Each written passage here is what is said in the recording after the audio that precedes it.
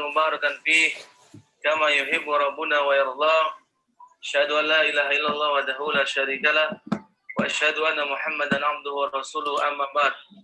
Alhamdulillah teman-teman sekalian, pada malam hari ini kita bisa bertemu kembali dalam acara obrolan pendidikan.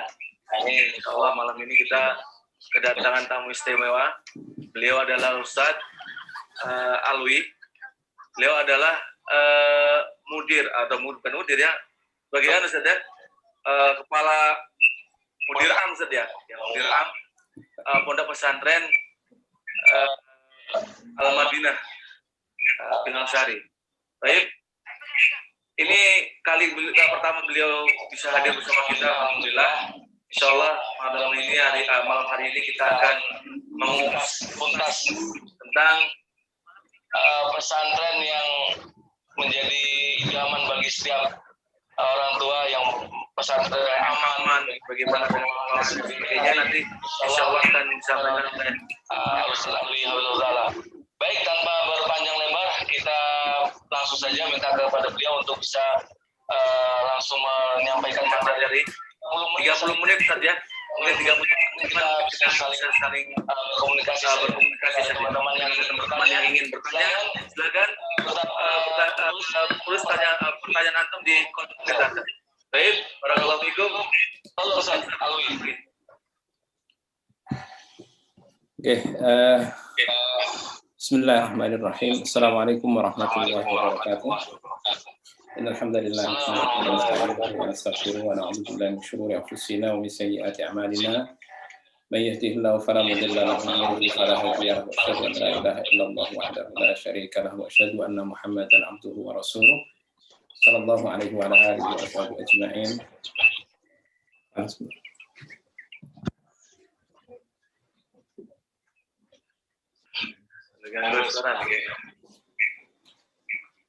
Nah, seperti itu Ustaz Abu, Mas Ana. Silakan Ustaz Alwi, silakan. Allahumma shalli wa sallim wa barik ala nabiyyina Muhammad wa ala alihi wa sahbihi ajma'in, amma ba'd.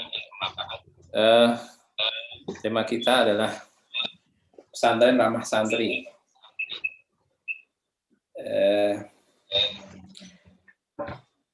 Saya nggak tahu mulai dari mana. Sebenarnya kalau karena obrolan, jadi tidak ada presentasi yang saya siapkan, tidak ada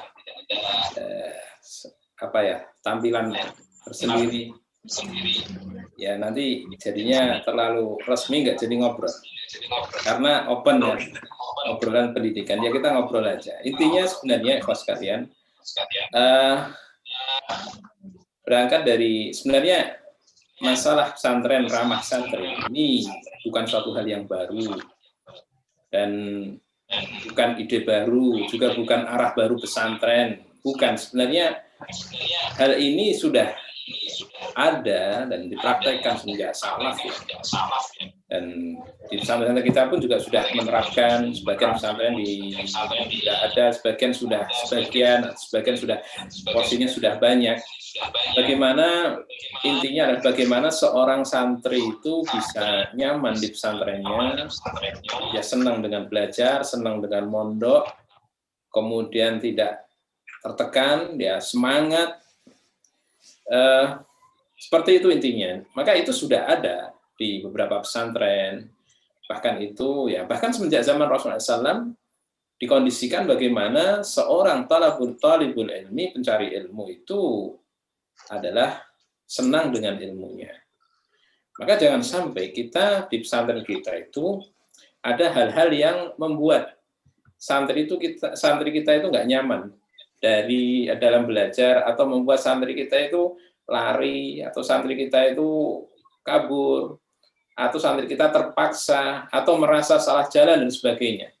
Jangan sampai. Jadi bagaimana kita wujudkan suatu kondisi santri itu senang belajar, nyaman, merasa aman, kemudian nyaman dengan para pengajarnya, nyaman dengan santrinya, nyaman dengan pesantrennya, bahkan nyaman dengan semua pegawainya. Dan ini perlu kepada kolaborasi semua warga pesantren. dari mudirnya, para pengajarnya, para pengurusnya, para pegawainya, sampai santri-santrinya itu sendiri. Harus kita bersama-sama, bareng-bareng bagaimana agar santri itu adalah nyaman dalam belajar dan cinta dengan belajar. Ini sebenarnya keinginan saja, dan sebagian mungkin sudah kita terapkan. Dan ada banyak yang belum kita terapkan, dan kita coba nanti terapkan. Dan sekali lagi, ini bukan hal baru, kita coba bagaimana menerapkan apa-apa yang sudah dicontohkan oleh Rasulullah SAW dalam kehidupan kita di pesantren. Kalau kita lihat, Nabi SAW itu tidaklah seseorang datang Rasulullah SAW kepada dia, kecuali dia senang. Maka kalau dalam sirah Rasulullah kita tahu bagaimana itu mereka Rasulullah SAW keluar dari masjid.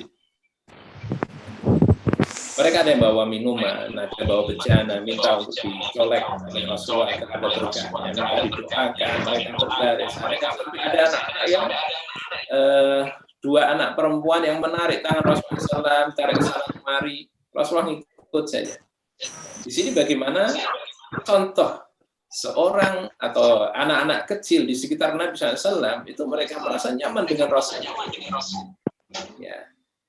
Kalaupun pernah ada anak-anak perempuan ketika kisahnya bersama Aisyah radhiyallahu anha, ketika teman-temannya Aisyah yang masih belia itu ketika Rasulullah masuk kepada Aisyah yang sebenarnya itu sudah dinikahi oleh Rasulullah, teman-temannya Aisyah yang masih belia ini berlari, itu bukan karena takut tapi karena rasa malu yang ada pada mereka.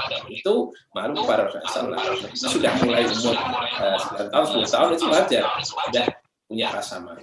Tapi bukan karena takut kepada Rasulullah. Kemudian bagaimana kisahnya siapa? Anas bin Malik radhiyallahu ta'ala anhu. Dia ceritakan kan, dia mengatakan kan, khadamtu Rasulullah sallallahu alaihi wasallam 10 sinin. Fama amar, ada berapa lafaz ya? Aku khidmah kepada Rasulullah SAW selama 10 tahun. Fama qala li syai'in fa'altuhu lima fa'alta. Wala li syai'in lam af'alhu lima lam taf'al. Aku khidmah, aku melayani Rasulullah SAW itu selama 10 tahun. Tidak pernah aku melakukan sesuatu, kemudian Rasulullah SAW mencelaku dan mengatakan, kamu kenapa kamu melakukan hal ini? Dan tidak pernah aku tinggalkan sesuatu, kemudian Rasulullah SAW mengatakan, kenapa kamu tidak lakukan hal ini?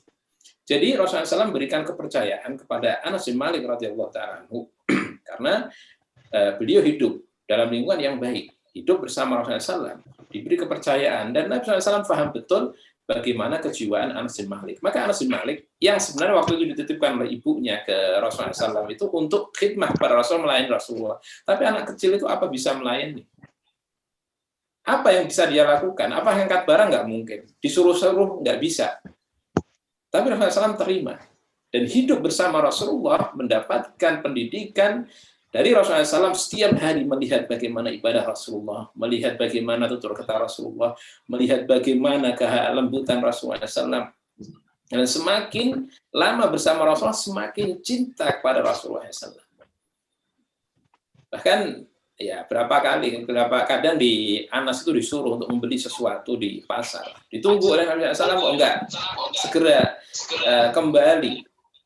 Rasulullah enggak marah. Nabi SAW cari, ketemu, ternyata dia sedang main dengan teman-temannya. Rasulullah pegang dari belakang. Ketika Anas nengok ternyata Rasulullah, baru ingat dia diutus oleh Rasulullah SAW. Rasulullah nggak mukul, Rasulullah nggak menghukum, Rasulullah nggak. Wajar anak-anak seperti itu lagi asik bermain. Nah, itu anak yang seumuran segitu harus kita pahami. Kemudian Rasulullah SAW itu bisa menyelami jiwa anak. Sehingga anak itu merasa nyaman dengan Rasulullah. Dan ini antara teori kita dalam berkomunikasi dengan santri ya mungkin. Itu kita harus melayani, menurunkan frekuensi kalau istilah kita sesuai dengan perasaan santri tersebut. Nah kalau santri datang dalam keadaan sedih ya kita dengarkan, kemudian kita menyelami apa yang dia sampaikan, kemudian apa? Kita ikut bersedih. Kemudian kita coba berikan solusi. Rasulullah SAW ketika ke Ummu Sulaim melihat adik Anas bin Malik yang bernama Abu Umair, ya, itu sedih. Nabi tahu kemarin sebelumnya di hari-hari yang lalu Abu Umair ini main burung kecil buat mainan. Dilihat burungnya sudah nggak ada lagi, dia kok sedih. Nabi SAW bertanya, ya Abu Umair, ma fa'alan Nugair? Wahai Abu Umair, apa yang terjadi pada Nugair, burung kecil yang kemarin kamu buat mainan? Itu bisa menyelami perasaan anak sekecil itu. Kemudian kalau yang sudah mulai berpikir, ya sudah mulai waktunya berpikir, bagaimana Nabi SAW mendekat kepada sebagian sahabat beliau dengan perkataan yang lembut, perkataan yang memuliakan dan menyenangkan. Bagaimana ketika makan dengan salah seorang sahabat yang masih muda, masih kecil, masih belia. Makannya tangannya ke sana kemari. Rasulullah nggak pukul tangannya plak, enggak. Tapi katakan, kul bismillah atau samillah, kul biyaminik wa kul mimma yalik. Ya gulam, wahai anakku, makanlah dengan baca bismillah, makanlah dengan tangan kananmu, dan makanlah makanan yang terdekat denganmu. Dinasihati dengan cara yang baik. Dan seperti itu masuk ke dalam hati, betul. Kemudian juga bagaimana Nabi SAW memahami Ibnu Abbas radhiyallahu ta'ala anhuma. Ibnu Abbas ketika masih anak-anak, ya, beliau sampaikan, dikatakan juga dalam riwayat, beliau itu ketika di Mina berjalan di sela-sela shaf saat orang sholat, nggak dimarahi oleh Nabi SAW. Kemudian juga ketika sudah mulai berpikir, kemudian ditanamkan tauhid kepada beliau, ya, dalam sebuah hadis yang ma'ruf, ya, ya gulam inni wa'allimuka kalimatin ihfadillah yahfadka, diajari bagaimana bertauhid, menjaga syariat Allah Subhanahu wa taala, dan selalu ditanamkan muraqabah. Kemudian bagaimana kalau seorang yang sudah mungkin mulai remaja itu ada butuh kepada pengakuan. Butuh kepada pengakuan. Nabi faham betul bagaimana Abdullah bin Umar mulai menginjak masa remaja. Beliau hanya menyentil sedikit saja, mengatakan ni'mar rajulu Abdullah law kana yaqumu bil lail. Sebagus-bagus seorang itu Abdullah, seandainya dia kami. Ya. Jadi seperti itu pendekatan Rasulullah terhadap para ulama, para orang-orang yang soleh. Dan kembali sekalian, saya ingin menyadarkan pada diri saya pribadi dan pada semuanya bahwasanya santri itu adalah manusia. Dan santri itu adalah orang yang patut untuk dimuliakan dan orang yang paling berat untuk kita muliakan. Kenapa? Yang pertama, Allah Subhanahu wa taala memuliakan mereka. Kok kita nggak muliakan? Ya, dalam Islam talibul ilmi itu dimuliakan. Apa buktinya? Mereka sampai dikatakan oleh Rasulullah, wa inna talibal ilmi wa innal malaikata la tadau ajnihataha ridan wa innal malaikata la tadau ajnihataha li talibil ilmi ridan bima yasna. Sesungguhnya para malaikat itu merendahkan sayapnya terhadap talibul ilmi, pencari ilmu, karena ridha dengan apa yang dia lakukan. Kalau kita lihat, kita tahu babon ayam itu loh ya. Itu saat galak-galaknya itu saat punya anak ayam. Itu anjing aja dilawan itu. Ya, sama orang nggak takut. Kenapa? Karena rasa cinta perlindungan kepada anaknya sangat tinggi. Itu dia rela korbankan nyawa dia demi anak-anaknya. Lihat, ketika saat sayang-sayangnya, saat protek-proteknya terhadap anaknya, ketika anak-anak ayam itu mendekat, coba lihat, sayapnya direndahkan untuk mengelus anak-anak yang memberikan perlindungan pada anak. Ini bagaimana seorang atau malaikat merendahkan sayapnya terhadap talibul ilmi, pencari ilmu, karena ridho dengan apa yang dia lakukan. Berarti talibul ilmi sedang melakukan sesuatu yang diridhoi oleh malaikat, dan diridhoi oleh malaikat ini diridhoi oleh Allah Subhanahu wa taala karena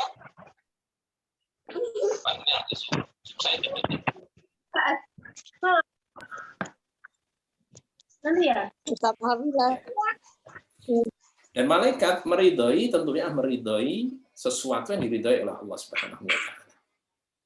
Kemudian, ikhwat sekalian, para ulama itu mereka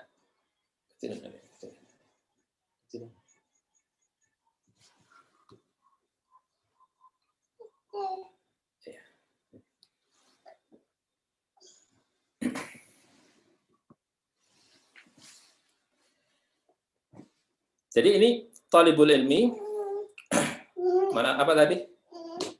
Saya sambil ngomong, sorry. Para ulama saja. Apa ini? Semua ini Biar. ini adik sana. Gitu. Jadi kembali, para ulama itu mereka bersepakat atau mereka membahas tentang apa amalan yang paling mulia kira-kira. Maka ada yang mengatakan amalan yang paling mulia itu adalah jihad fisabilillah. Karena itu dikatakan dzirwatus sanamil Islam, jelas.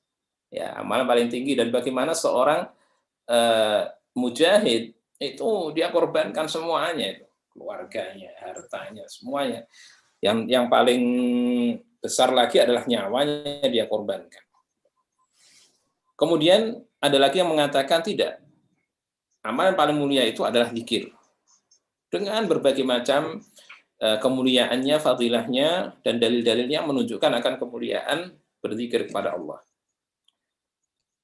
Tapi ada lagi yang mengatakan tidak. Amalan yang paling utama itu adalah thalabul ilmi, mencari ilmu. Karena tidak mungkin seorang beribadah pada Allah dengan benar tanpa ilmu. Dan tidak mungkin seorang itu berilmu kecuali dengan harus thalabul ilmi. Nah, terlepas mana pendapat yang paling benar. Paling tidak. Ada ulama yang mengatakan bahwasanya thalabul ilmi itu adalah amalan yang paling utama. Nah, sekarang siapa yang melakukan amalan paling utama ini? Yang kalau kita sepakat seandainya itu amalan paling tinggi, setara dengan jihad fisabilillah. Siapa mereka? Para santri. Mereka thalabul ilmi melakukan amalan-amalan luar biasa setiap hari. Mereka korbankan keluarganya. Waktunya senang-senang dengan keluarganya, dia harus pergi. Waktunya dia bermain dengan teman-temannya atau bermain di rumah, dia korbankan itu kayak jihad, betul, dia pergi di jalan Allah Subhanahu wa taala. Menghafalkan Al-Qur'an, menghafalkan kalam Allah, beribadah di situ dengan ibadah-ibadah yang banyak, menghafalkan hadis-hadis Nabi, membaca kalam ulama, thalabul ilmi setiap hari melakukan ibadah-ibadah yang mulia. Kalau kita pikir, kita apakah sebanyak itu dalam beribadah, mencari ilmu? Enggak. Kadang saya melihat seorang thalabul ilmi, itu saya betul-betul merendahkan diri saya. Ini bisa melakukan amalan yang setiap hari dia lakukan, saya tidak. Maka orang seperti ini mungkin lebih mulia daripada saya. Betul, saya gurunya mungkin. Tapi amal saya nggak sebanyak apa yang dia lakukan. Kayak gini, saya nggak rela, kemudian saya rendahkan. Saya nggak rela, kemudian saya hinakan. Saya nggak rela. Bahkan mungkin ketika saya menghinakan seorang santri ini, mungkin saat itu saya sedang melakukan kemaksiatan karena menghinakan orang yang dimuliakan oleh Allah Subhanahu wa taala. Kita harus tahu diri. Mereka setiap hari melakukan amalan-amalan yang mulia, paling mulia bahkan, sedang yang lain tidak. Dan mirip dengan orang yang berjihad fi sabilillah. Kita memuliakan orang mujahid. Mereka adalah betul-betul menjaga Islam, menyebarkan Islam, membela Islam dan kaum muslimin, menegakkan kalimat Allah. Coba thalibul ilmi. Mereka meninggalkan keluarga sebagaimana meninggalkan keluarga para mujahid ini. Mereka menjaga agama Islam dengan ilmu mereka yang nanti mereka keluar sebagai dai dan juga menegakkan kalimat Allah Subhanahu wa taala. Mereka harapan kita untuk Islam kita di masa datang itu. Kita nanti tua, mereka yang meneruskan perjuangan kita. Dan mereka setiap hari, belum ibadah-ibadah yang mereka lakukan setiap hari. Nah, orang seperti ini, kenapa tidak kita muliakan? Kenapa tidak kita sokong? Kenapa tidak kita kuatkan agar terus istiqomah dalam belajar? Kita bantu. dan kita jadikan mereka itu nyaman dalam belajar. Maka itu harus kita pikirkan kembali. Ketika saya sampaikan konsep bahwasanya marilah kita muliakanlah santri kita, banyak yang menolak atau mungkin menunjukkan kurang setuju. Loh, mereka itu mereka itu kalau kita muliakan nanti ngelunjak. Itu sama saja kita ngajari mereka untuk nggak sopan dengan gurunya dan sebagainya. Ya, sebenarnya tidak. Kita lihat bagaimana Rasulullah memuliakan orang-orang, para sahabat yang belajar kepada beliau, nyatanya mereka juga bisa tetap memuliakan Rasulullah. Dan banyak, dan saya sendiri, saya itu bukan, saya dari pengalaman ya, jadi saya sudah mondok di pondok modern. Saya pernah mondok di pondok klasik, saking klasiknya itu mandi itu bareng satu bak gitu. Ya, di pondok kecil di gunung di itu ya. Itu dari pengalaman. Bagaimana kita itu bisa kok menghormati ustadz kita, pengajar kita, meskipun dia dekat dengan kita. Ketika pengajar-pengajar kita itu, kita tahu, kita rasakan ketulusan mereka. Kita rasakan kecintaan mereka terhadap kita, perhatian mereka terhadap kita. Pak Kiai saya waktu itu. Ya. Itu bagaimana betul-betul agar kita itu nggak usah mikir kecuali harus cuma menghafal Al-Quran. Beliau mengelola sawah.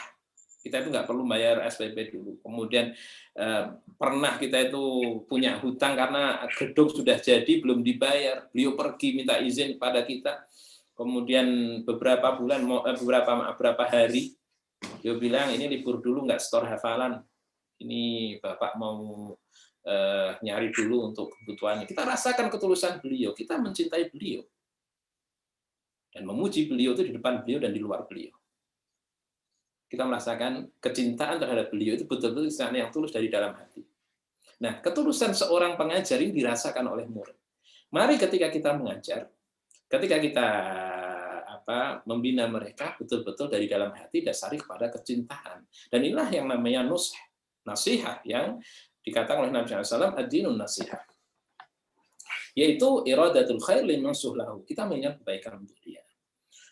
Kebaikan untuk orang yang kita beri nasihat tersebut.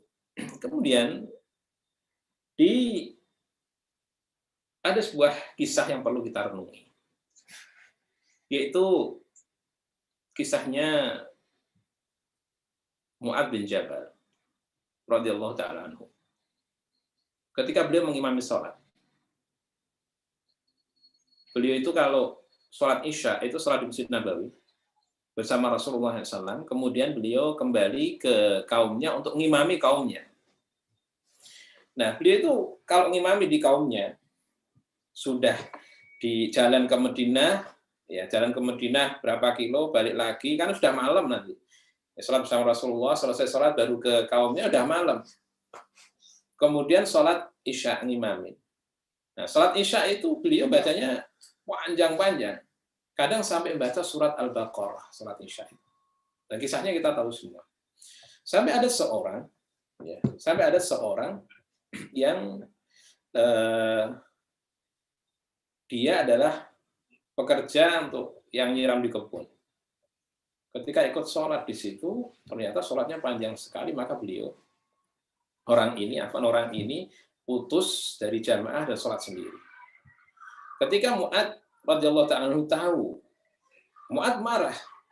Bahkan sampai mengatakan keluar kata-kata munafik. Orang ini nggak terima, kemudian lapor kepada Nabi SAW dan mengatakan, wahai Rasulullah SAW, orang ini sudah sholat bersamamu, kemudian kembali kita ngimamin dan sholatnya panjang sekali. Gini-gini. Akhirnya, siapa yang dimarahi Rasulullah? Rasulullah SAW marah kepada Mu'adz. Bukan marah kepada orang yang memutuskan jamaah ini. Nabi mengatakan, afattanun anta ya Mu'adz. Wahai Mu'adz, Waalaikumsalam. Tutup dulu. Iya.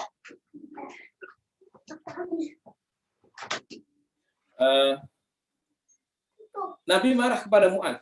Wahai Mu'ad, apakah engkau akan menjadi tukang fitnah? Afattanun anta. Dalam riwayat yang lain, wa inna minkum la munaffirin. Dan di antara kalian ada orang yang bikin orang-orang itu lari. Nah, kita di pesantren. Pesantren ini umum ya, wacana umum, kemudian nanti kita terjemahkan pesantren. Di pesantren. Jangan sampai, jadi waktu itu kan Rasulullah marah pada Mu'ad karena membuat sebagian orang lari dari masjid, lari dari jamaah, yaitu ketika baca surat itu panjang sekali. Kita lihat, niatnya Mu'ad itu baik, dan apa yang dilakukan Mu'ad itu baik, tapi ketika membuat fitnah, sebagian orang jadi benci kepada masjid, ngelepas dari jamaah, itu kan akhirnya menjadikan orang lari dari kebaikan. Ini dicela oleh Nabi SAW. Jangan sampai kita di pesantren, itu sikap kita yang mungkin inginnya baik, kita nggak suudzon, pasti ada sengaja membuat santri lari, enggak. Mereka insya Allah niatnya baik, atau siapapun dari asatidz ini niatnya baik. Cuman suatu saat karena semangatnya kebaikan ini menjadikan santri lari dari kebaikan. Ada salah seorang, ada berapa, bukan satu saja, yang pernah bilang ke saya di sebuah pondok pesantren, Ustadz, saya dulu dari sekolah umum, kemudian masuk ke pondok pesantren, dan saya dapati pengajar-pengajarnya seperti ini, dan menyakiti kami setiap hari, tidak pernah menghargai kami, tidak pernah menanyakan atas kesalahan kami, kenapa melakukan hal ini, langsung dihukum, dan seterusnya, sampaikan berapa hal. Dan saya benci Ustadz. Saya dulu senang belajar sunnah di pesantren saya, tapi saya sekarang benci. Dan saya mohon maaf, lulus nanti akan ke umum lagi. Saya sedih dan ingat dengan kisahnya Mu'ad ini, ada di antara kita yang mungkin menjadikan santri kita dulu lari dari kebaikan, lari dari thalabul ilmi. Ya. Nah, bagaimana kita mungkin kalau kita ya apa? Afan sebentar. Apa? Betul. Insyaallah. Pembahasan yang mantap. Apa? Paris, apa deh? Nanti ya. Nanti. Masa main? Ini. Sana. Harus mau ke masjid. Nanti sama ada semua. Baik, kita break sebentar teman-teman. Mungkin ada gangguan sebentar. Insyaallah segera nanti Ustaz Alwi mengisi lagi. Ya. Nah, Fadal Ustaz Alwi. Jadi mungkin jangan sampai 5 menit ya. lagi Ustaz ya. Riwan? Ya? Mungkin 5 menit lagi Ustaz ya. Ya, udah sekarang kita diskusi Ustaz ya. Ya. Sekarang kita masuk aja langsung ke pesantren ya. Dalam pesantren intinya jangan sampai santri itu lari benci dengan ilmu hanya karena kita. Saya ringkas saja karena waktunya pendek. Pertama, bagaimana agar santri itu nyaman?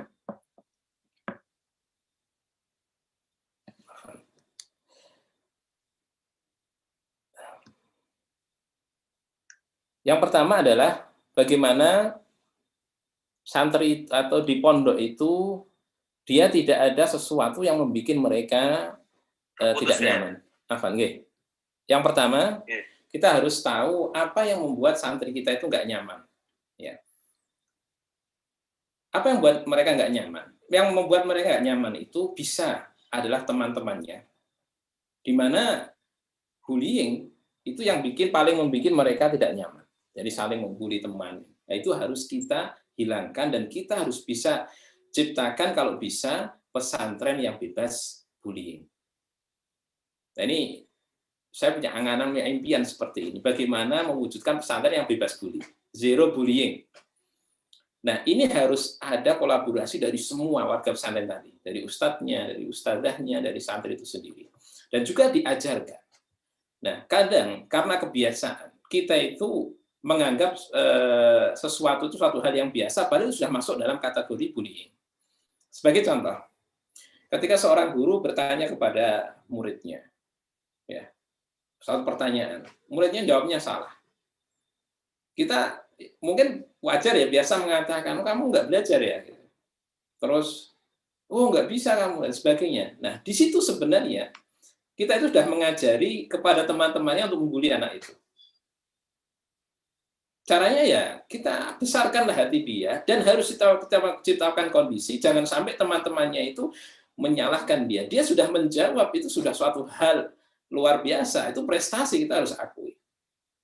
Kemudian contoh, kita ngajar, santri itu ngantuk gitu kan, tidur dia di kelas. Kita bisa nunjuk dia, mengatakan, bangun kamu. Bangun, kamu tadi malam melek, dan sebagainya. Kita marahin dia di depan teman-temannya. Itu afwan. Itu sudah ngajarin teman-temannya untuk membuli, dan nanti akan terbiasa. Dan itu akan diingat terus. Aku disakiti guruku, dikatakan aku nggak tidur, dan sebagainya. Betul, aku ngantuk, mungkin tadi malam begadang, tapi jangan di depan teman-temanku lah. Hanya teman-temannya akan mengecap ya. Seperti itu, dan pengalaman itu nggak akan hilang. Itu sedikit contoh saja. Kita sudah mengajari suatu saat nggak sengaja, walaupun niatnya baik suatu saat, tapi nggak sengaja kita menciptakan lingkungan yang boleh membuli. Ya. Kemudian di antara mereka biasa, kemarin ketika kita ngobrol ada salah seorang santri dengan mempunyai fisik tertentu, ya ada yang 2 kali anak lihat kemarin berapa saat yang lalu. Ada yang satu adalah fisiknya besar gitu, gendut gitu. Ketika saya tanya, Mas, kamu divisi apa? Temannya jawab, divisi makan ya. Saya marah waktu itu. Itu nggak boleh seperti itu. Sudah menyudutkan fisik dia. Ini harus kita, dan Nabi SAW ketika melihat salah seorang sahabat ditertawakan, yaitu Ibnu Mas'ud, kakinya katanya kecil, Nabi SAW marah dan memuji Ibnu Mas'ud agar apa? Tidak ada lagi celah untuk membuli. Demi Allah, 2 betis ini adalah lebih berat di sisi Allah SWT daripada gunung Uhud. Kita harus ciptakan seperti itu, memuliakan. Kemudian kemarin juga ada santri yang mungkin posturnya agak pendek. Ketika perpisahan berpelukan dengan gurunya yang tinggi, dan tertawakan temannya. Dan ini harus segera dibersihkan. Ini sudah ada bentuk body shaming kalau istilah kita, merendahkan seorang karena fisiknya. Nah, ini dari teman harus dari guru juga harus dihilangkan, dari warga pesantren juga harus dihilangkan. Kadang ya, sebagian tukang, sebagian apa itu kadang atau pegawai sebagian itu meremehkan sebagian santri. Ini membuat nggak nyaman kadang. Ya. Kemudian ada hal-hal yang membuat nggak nyaman, diantaranya adalah ketika tidak difahami, ketika cepat memutuskan atas kesalahan. Atau awal dulu, ketika santri itu nggak mendapatkan pengganti di keluarganya. Ketika santri itu sudah meninggalkan keluarganya meninggalkan rumahnya, di sana dia butuh yang menggantikan bapaknya dan ibunya, yaitu orang yang mengayomi, orang yang mendengar, orang yang dekat, orang yang bisa disampaikan curhat, istilah kita ya. Nah, ini harus dibuka seluas-luasnya. Santri menyampaikan apapun kita buka. Kita harus ada konseling yang mungkin kalau bisa 24 jam. Walaupun tidak bisa setiap hari. Dan dibuka siap santri untuk masuk dan mengeluhkan apapun yang mereka keluhkan. Ya. Tidak disalahkan, tidak divonis, dan privasi mereka, mengeluhkan siapapun harus dijaga. Jangan sampai diadu dengan yang lain sehingga mereka nyaman. Dan berapa banyak ikhwas sekalian kita belusukan ke santri-santri itu, kita dapati permasalahan-permasalahan mereka ketika mereka bebas menyampaikan, oh aku seperti ini, seperti ini. Kadang ada masalah dengan keluarga, ada masalah dengan temannya, masalah dengan pengajaran yang lain, itu disampaikan pada kita ketika nyaman. Nah, itu kita akan memberikan solusi dan kita memberikan pengayoman, kita memberikan bantuan kepada santri-santri kita. Jangan ditutup. Apalagi kalau dikatakan ketika santri kok agak vokal dan sebagainya, kemudian kita katakan itu nakal, kita cap itu adalah terlalu seterusnya, itu disalahkan. Kemudian juga yang membuat santri mungkin nggak nyaman adalah ketika santri itu bosan di pondok itu, bosan mau akhirnya kabur. Akhirnya apa? Ya kadang buat aneh-aneh gitu. Dan Masya Allah, mereka itu santri itu kreatif ya. Maka jangan aneh kalau santri itu punya trik-trik untuk yang luar biasa. Ketika mereka punya keinginan, punya hobi, punya bahkan sebagainya, nggak bisa tersalurkan, mereka akan tersalurkan dengan cara apapun. Ketika kita nggak menyalurkan, kita nggak sediakan mungkin ekstrakurikuler, nggak sediakan pembina dan yang lain, akhirnya apa? Dialampiskan dalam hal-hal yang mungkin kita anggap hal yang negatif. Padahal seperti itu harusnya dilihat semuanya. Jadi jadikanlah pesantren ini rumah kedua. Yang di rumah itu anak mendapatkan perlindungan, mendapatkan pengayoman, bisa menyampaikan apapun yang dia inginkan, bisa ada yang mendengarkan, kemudian ada tempat dia di rumah itu kan dia melampiaskan apa yang dia sukai. Nah, di pesantren diusahakan seperti itu. Kemudian dengan banyaknya aktivitas yang menarik, itu akan menjadikan mereka tidak berpikir tidak bosan. Tapi syaratnya harus menarik. Dan saya kurang setuju ketika santri itu katanya santri itu kabur, santri itu nggak semangat belajar karena banyaknya kegiatan, padatnya pelajaran. Saya kurang setuju. Karena saya merasakan sendiri, ketika saya sekolah saya itu seperti pesantren, ya seperti sebagian pesantren terpadu, ya paginya formal, kemudian sorenya adalah siangnya ada pesantren. Itu afwan dari subuh, bahkan dari sebelum subuh kita sudah pakai seragam, sholat subuh, langsung terus sampai jam 6. Jam 6 kita MCK, jam 7 masuk, sampai jam setengah 2 makan, istirahat sebentar, setengah 3 sudah masuk lagi, sampai jam 9 masih pakai seragam. Tapi kita sangat nyaman, kita sangat senang, setiap hari semangat. Kenapa? Karena dari kegiatan-kegiatan itu menarik. Dan bagaimana menariknya? Menariknya itu anak-anak, mungkin ya kita harus tahu memang kejiwaan anak-anak. Mungkin kalau anak-anak SMP mungkin perlu banyak dibina, tapi kalau udah mulai anak SMA, lepaskan mereka, tapi nggak lepas full. Pancing mereka untuk mengekspresikan kreativitas mereka, tapi diarahkan. Kemudian, ya, ketika mereka mengekspresikan kreativitas mereka, jangan disalahkan. Kalau ada yang salah, ayo diajak musyawarah. Dan kalau bagus, beri apresiasi. Akhirnya apa? Ini kegiatan kita, mereka senang. Bikin lagi kegiatan ini, mereka senang. Terus seperti itu. Nah, ketika buat kok diapresiasi, senang, nanti buat lagi. Kegiatan terus. Nah, yang terakhir, ikhwas sekalian, karena ini sudah habis waktunya. Satu. Yang membuat anak itu nyaman, itu adalah ketika dia paham betul tujuan dia belajar. Jadi sekarang, saya itu ke pondok ngapain? Ya kalau sekedar udah ngikutin tren atau ngikutin orang tua atau daripada nggak sekolah, nanti nggak akan semangat. Tapi kalau dia tahu, anak nanti belajar itu ingin jadi, kalau dulu, anak belajar ingin jadi seorang dai. Saya punya seorang dai yang saya cita-citakan ini seperti dia.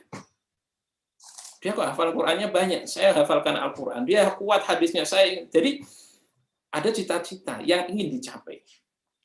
Dan ketika ada cita-cita yang dicapai, itu sangat menggerakkan kita dalam belajar. Itu nggak peduli sepadatnya, bahkan guru galak pun nggak masalah.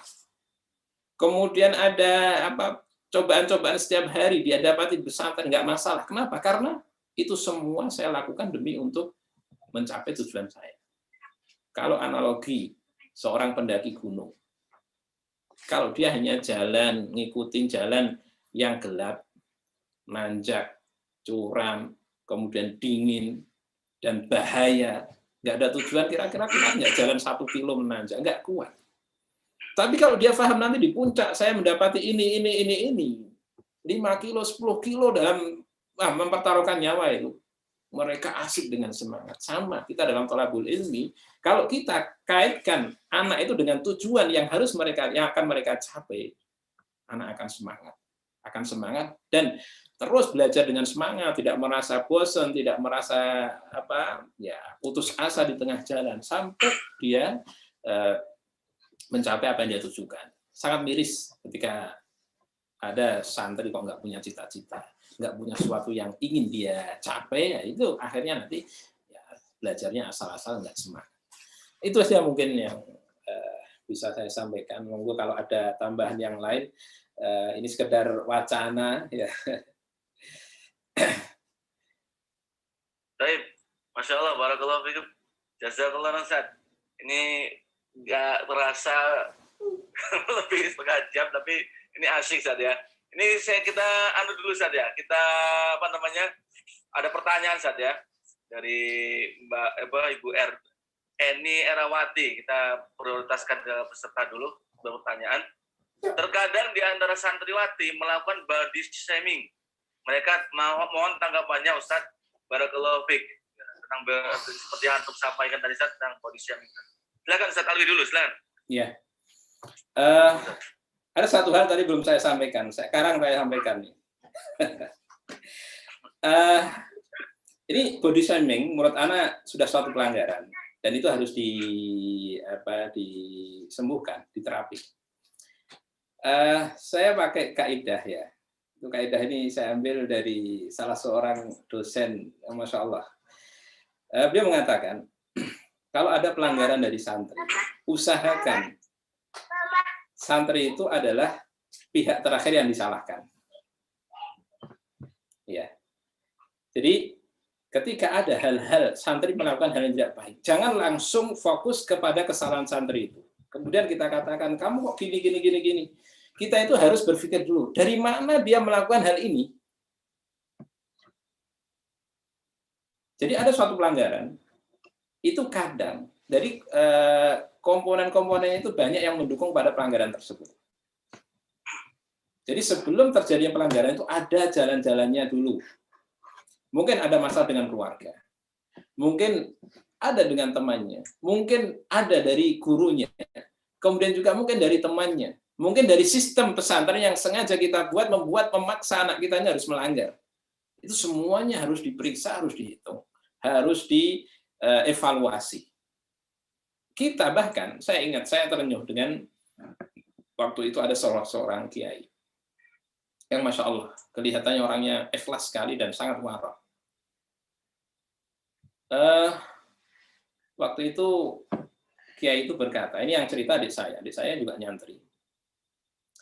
Kiai itu nanya, ya, ini kok ada santriku, dia manggil adik saya cerita ke saya, ini kok ada ya santriku yang melanggar.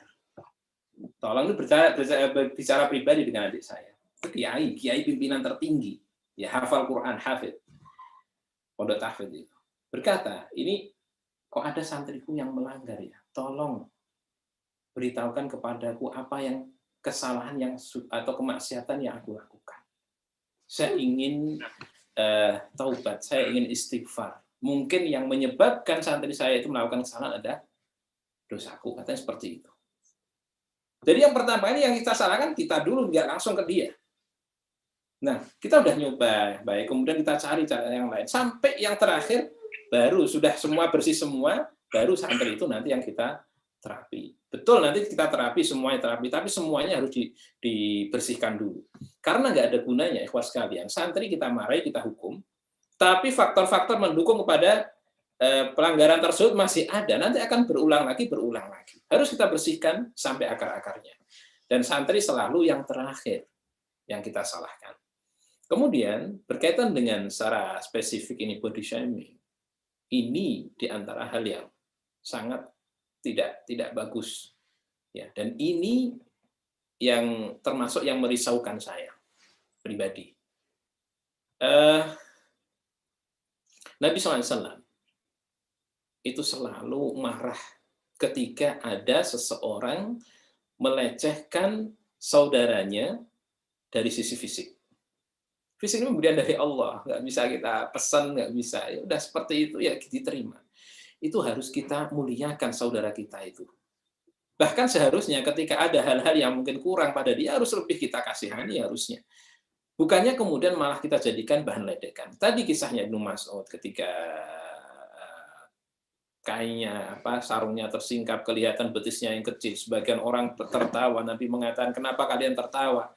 Mereka mengatakan, ya kami melihat kedua betis beliau yang kecil. Nabi mengatakan, demi Allah, kedua betis beliau itu berat di sisi Allah Subhanahu wa Ta'ala daripada Gunung Uhud.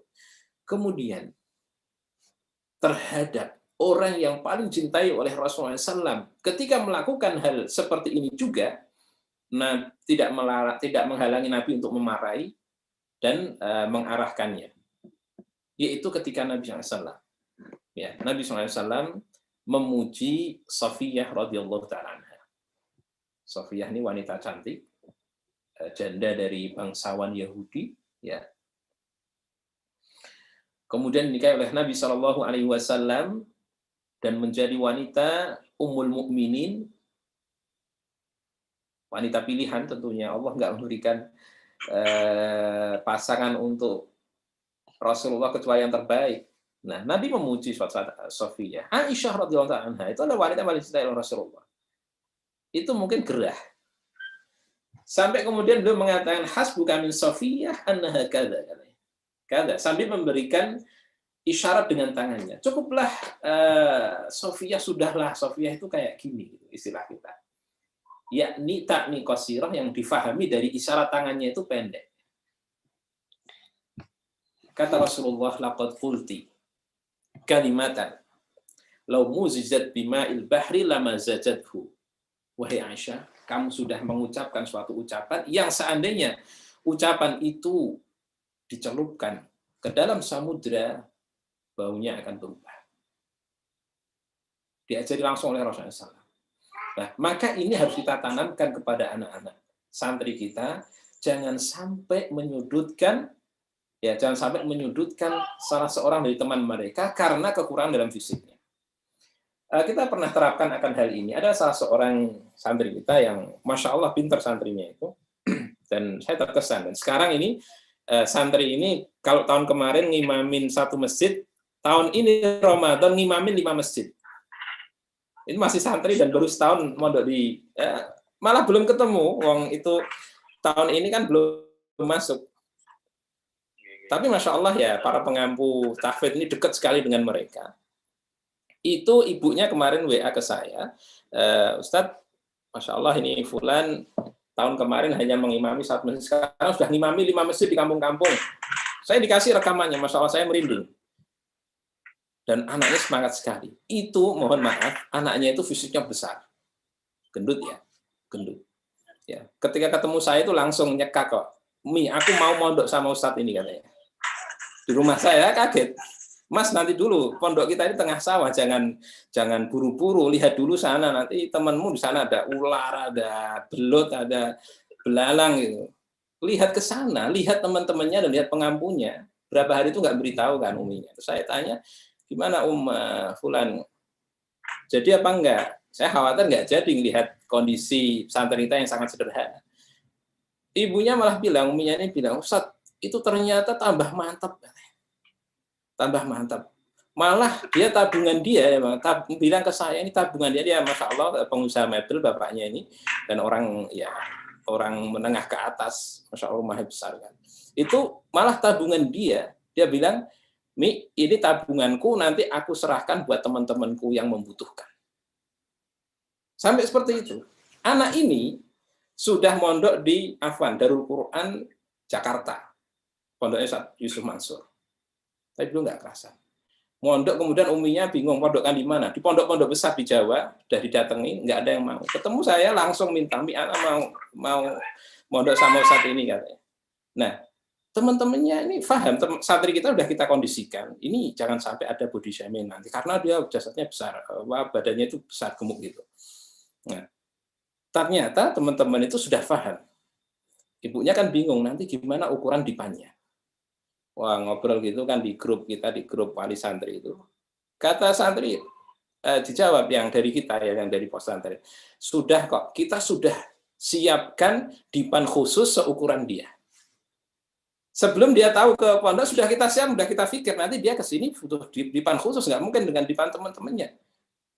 Ibunya sangat terima kasih sekali. Nah, ini biasa kita kondisikan di pesantren kita, bagaimana menghargai setiap orang. Dan tidak boleh menyudutkan seorang pun hanya karena fisiknya, yang itu pemberian dari Allah Subhanahu wa Ta'ala. Sekedar contoh saja, dan itu harus segera, memang setiap kali memang kita ingatkan, Mas hati-hati, Mas nggak boleh, tolong yang baik bicaranya. Dan mungkin kalau menasihati, kalau bisa itu sendirian, itu lebih bagus ya. Kita ajak dia sendirian, kita ngobrol tadi, antum bilang gini-gini itu nggak bagus lah, itu menyudutkan saudaramu dan sebagainya. Itu harus cepat-cepat untuk kita terapi. Ya, seperti itu kira-kira. Baik, Ustaz.